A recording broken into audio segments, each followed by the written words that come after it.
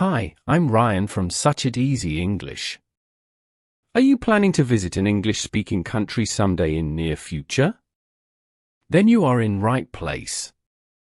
Today, I'm going to help you get comfortable with 3 common travel situations: dining out, shopping, and staying in hotels. By the end of this lesson, you'll feel more confident in handling these situations during your travels. Sounds good?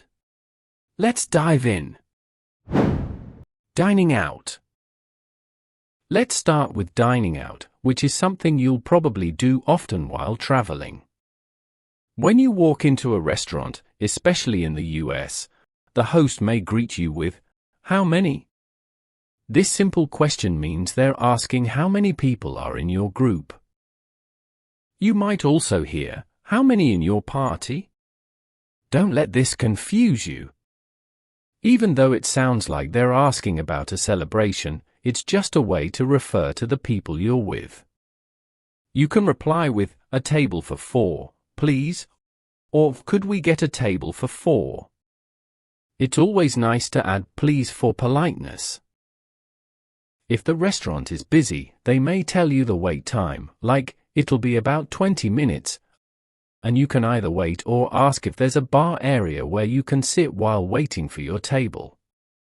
Once you're seated, the server will usually hand you the menu and ask, "What would you like to drink?" It's common to start with drinks before ordering food.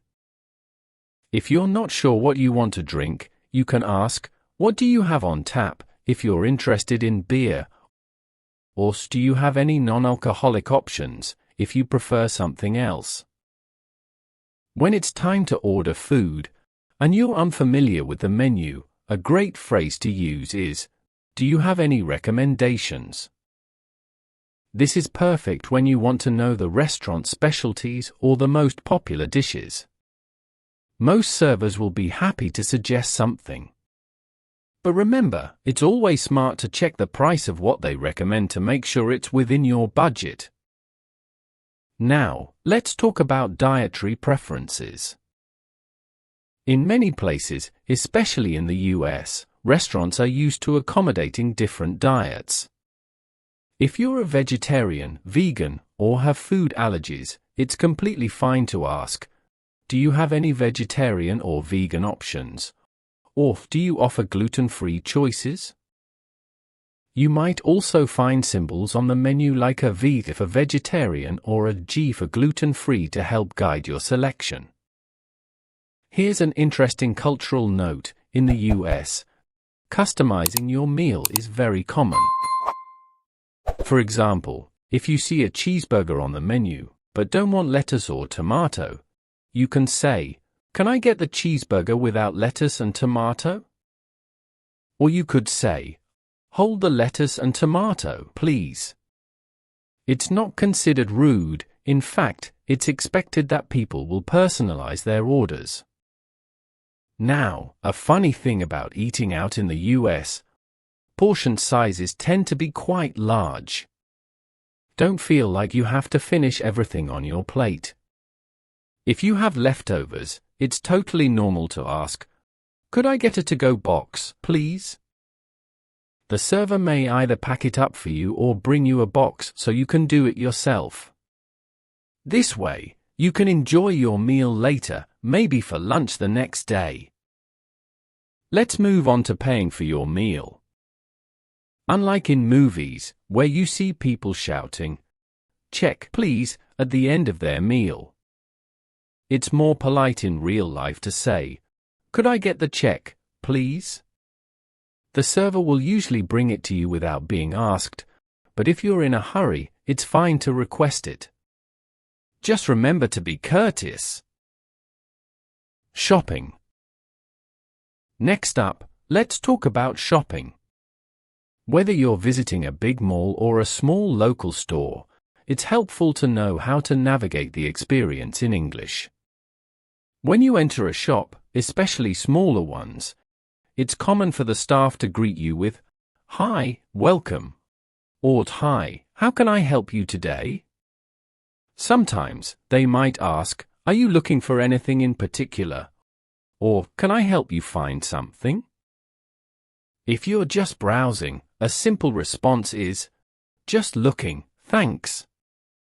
This tells them you don't need assistance at the moment, but are happy to explore on your own. If you are searching for something specific, you can ask for help. For example, I'm looking for a gift. Do you have any suggestions? Or, do you have any special chocolates? These phrases are super useful when you need guidance in finding what you want. Here's another tip if you're shopping for clothes. It's very common to try things on before buying them in the US. Stores usually have fitting rooms or dressing rooms. If the door is locked, you can politely ask, "Could I try this on?" Or, "Is there a fitting room available?" If you're unsure about the size or fit, don't hesitate to ask a sales assistant, "Do you have this in a different size?" Speaking of buying, let's talk about payment. In the US, using credit or debit cards is extremely common, even in small shops. However, some smaller stores, especially family-run businesses, often called mom-and-pop shops, might have a minimum purchase amount, like $5, to use a card. If you're unsure, you can ask, "Do you accept credit cards?" In most cases, the answer will be yes, but it's always good to check. Now, imagine you're at a store that doesn't accept cards. This is rare, but it can happen. If that's the case, you can ask, "Is there an ATM nearby?"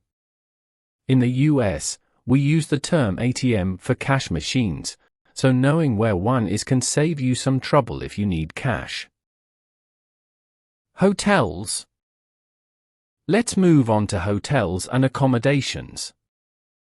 Whether you're staying in a hotel, an Airbnb, or a vacation rental, these phrases will come in handy.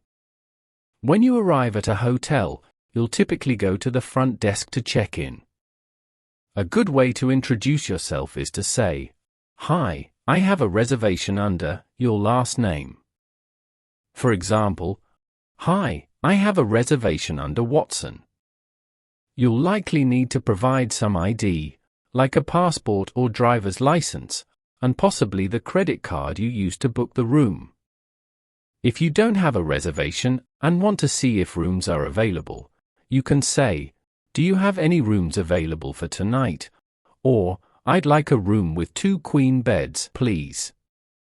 If you have special requests, like needing a room on a lower floor or close to the elevator, you can say, "I'd like a room with easy access, please."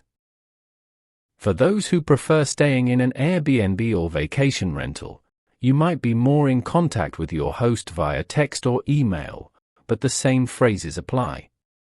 You can ask your host for local recommendations by saying, "Do you have any suggestions for places to eat or visit nearby?"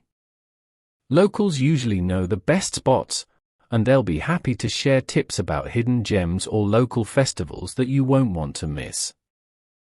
Now, here's an important question to ask if you're unsure about directions. What's the best way to get there? Or, how do I get to the location? Sometimes your phone's map app won't give you the most efficient route, especially if there's a quicker way by public transportation, like a bus or train. Asking locals can save you time and offer you a better experience. Travel Tips Recap.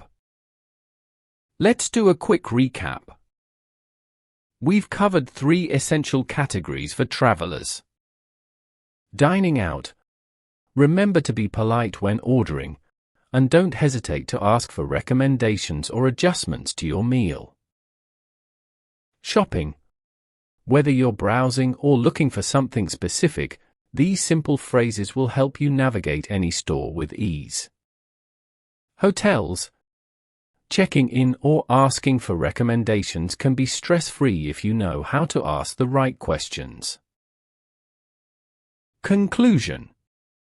That wraps up today's lesson on navigating dining, shopping, and staying at hotels in English-speaking countries. Thank you so much for learning with me today. Make sure to check out more videos on my channel to help you avoid any awkward moments during your trip to the US or another English-speaking country. Keep practicing, and you'll feel more confident using English in no time. See you in the next lesson.